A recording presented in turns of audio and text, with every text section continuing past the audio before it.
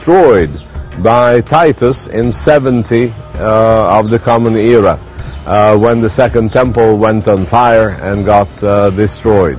This was one of the greatest tragedies of Jerusalem, which is, I think, embodied in this pile of stones that you can see here. This is no doubt a very good representation of the words of the gospel about Jesus saying that you see these magnificent stones of the Temple Mount, there will be none of them one on top of the other. This pile is an illustration which cannot be better for the words of Jesus. In 2 Nephi 5:16, the Book of Mormon says that Nephi and his family built a temple, just like Solomon's temple, after they arrived in the Americas. It says, and I, Nephi, another son of Lehi, did build a temple, and I did construct it after the manner of the temple of Solomon. So let's say that that's true, that in ancient times they built this temple in America. Any person who studies the Bible understands the centrality of worship here in Jerusalem on the Temple Mount. The very idea of a temple anywhere other than Mount Moriah is a total impossibility. Jews are literally not allowed to erect a temple anywhere in the world except for right here. The Book of Mormon clearly identifies Lehi as a descendant of Joseph. Later, in 2 Nephi 5, Lehi appoints his two sons as priests to serve in the temple they had built. The men who are serving in the Holy Temple are all descendants of Aaron, lineal descendants of Aaron. The Book of Mormon claim poses a problem because appointing priests who were not Aaronic Levites was expressly forbidden in the Old Testament. And yet, the Book of Mormon claims to uphold the Old Testament laws.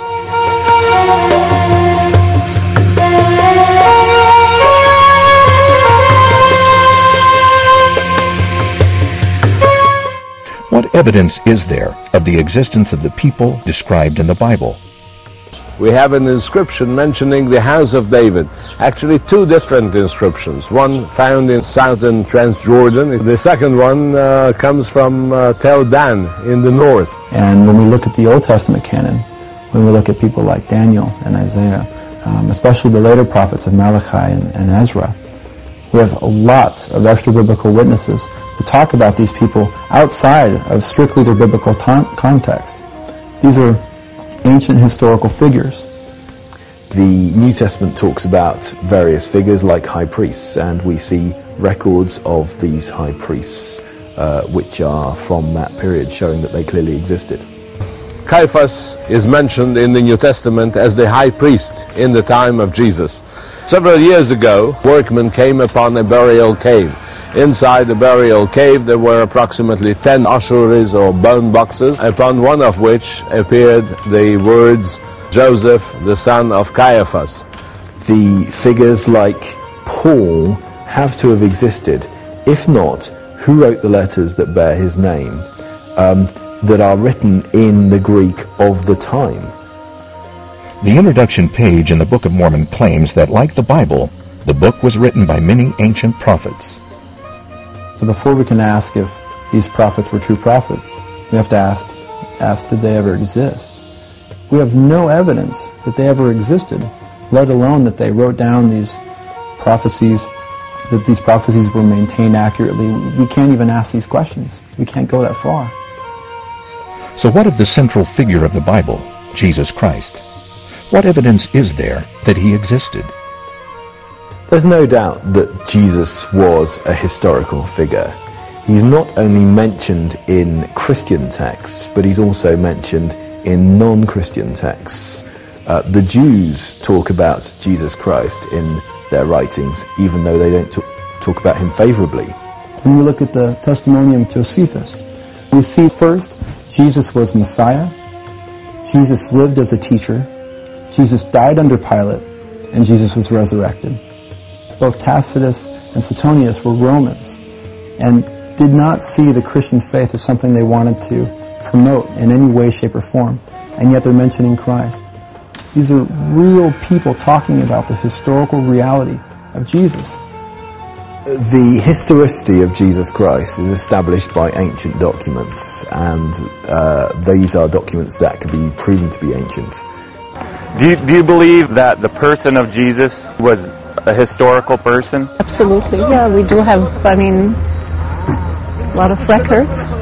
We know that he existed. I don't think that there's any doubt about that. Jesus was here.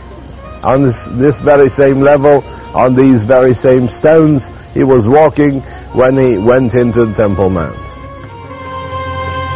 Jesus was a historical person in the ancient Near East, but to proclaim that Jesus was a historical personage here in the ancient America is a rather absurd proposal that's certainly not backed by the evidence. Is it accurate to say that Jesus visited the Americas? There's no evidence for that at all. The Book of Mormon proposes that after Jesus arrived in the Americas in AD 34, that there was a massive conversion to Christianity. Aquí no existe ninguna evidencia cristiana, ni primitiva, ni más evolucionada. I find no evidence that tells me that Jesus Christ of the Bible is the Jesus Christ of the Book of Mormon.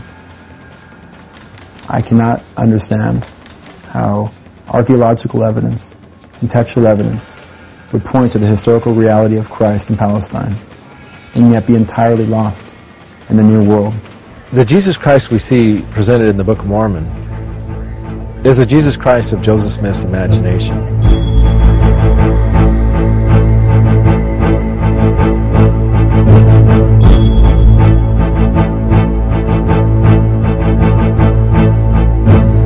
The Bible is a very important source.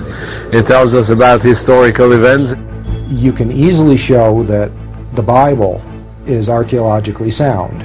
If you ask the Smithsonian about the use of the Bible or the Book of Mormon for archaeological research, you'll get a response that is representative of what anthropologists would agree with today, and that is that several books from the Bible have been used as guides in archaeological research. On the other hand, the Book of Mormon has never been used by the Smithsonian as a guide to historical and archaeological research.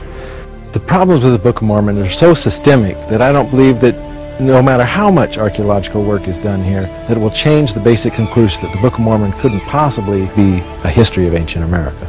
It doesn't make sense to me.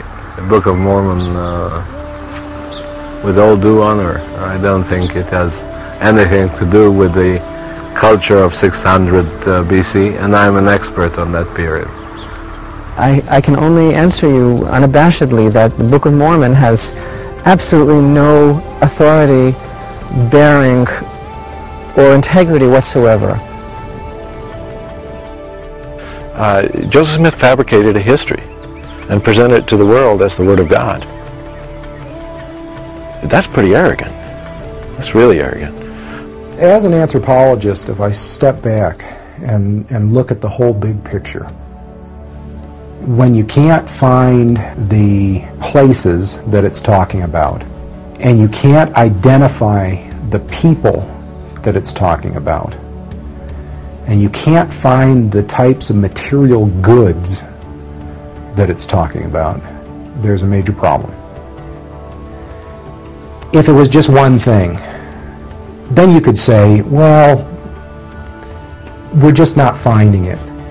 But if you don't find the whole package, then the chance of the Book of Mormon being true is zero. The Book of Mormon is factually wrong. It gets the wrong plants, it gets the wrong animals, it gets the wrong technology, it's got the wrong languages, and it's got the wrong culture. The Book of Mormon is 19th century religious fiction.